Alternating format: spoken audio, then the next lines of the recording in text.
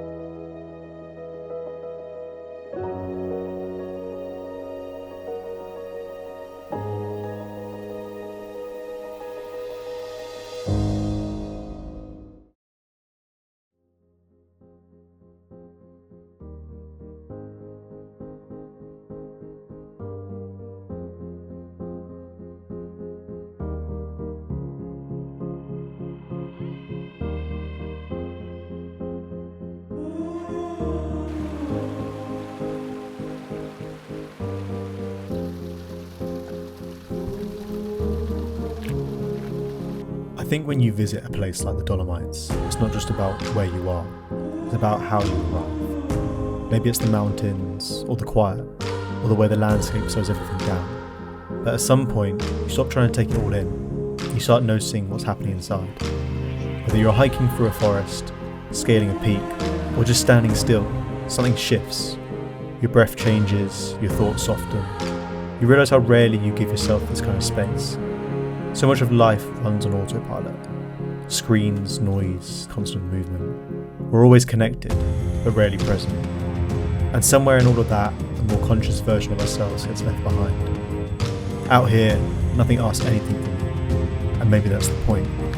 I think places like this remind us that life isn't something to keep up with, it's something to feel, and that there's a world happening right now, if you're willing to slow down enough to be part of it.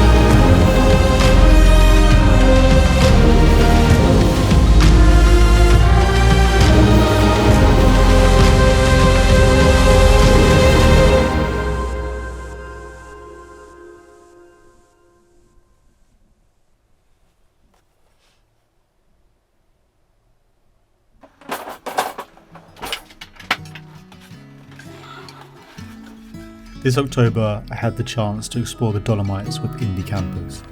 Travelling in a van has given me so much freedom. It's changed the way I explore. I can wake up wherever I want, chase the light through the mountains, and stop to take in the views that might have not been possible. Cooking on the go, setting up camp in incredible places, and falling asleep under the stars has made the journey itself part of the adventure. I'm really grateful to indie campers for making this trip possible and for letting me experience the Dolomites in a way I never could.